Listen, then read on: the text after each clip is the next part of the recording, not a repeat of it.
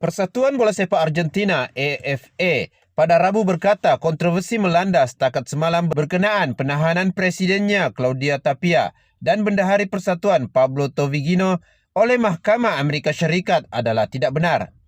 Bagaimanapun, AFA mengakui ada pihak ketiga daripada pegawai organisasi itu telah dipanggil untuk memberi keterangan tentang beberapa perkara. Media tempatan telah melaporkan bahawa ejen Persekutuan Biro Siasatan FBI menahan Tapia dan Tovigino di lapangan terbang New York pada pagi Isnin sebelum mereka menaiki penerbangan khas yang membawa skuad Argentina selepas perlawanan akhir Piala Dunia 2026.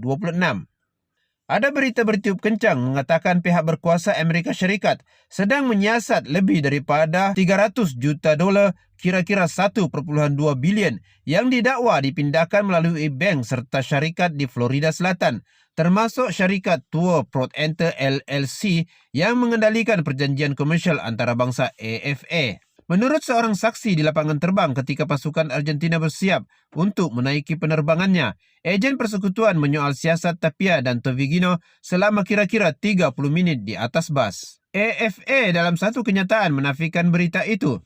Dakwaan Claudio Tapia atau Pablo Tovigino telah dipanggil untuk memberi keterangan adalah palsu.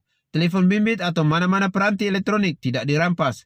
Dokumen yang dimaksudkan tidak mengenakan sebarang tindakan pribadi ke atas Presiden AFA atau bendaharinya. Sebelum ini, wartawan sukan antarabangsa Romain Molina juga mendedahkan tentang skandal jenayah bola sepak AFA dengan Persekutuan Bola Sepak Antarabangsa FIFA tentang pengubahan wang haram dan penyelewangan kira-kira 1.2 bilion.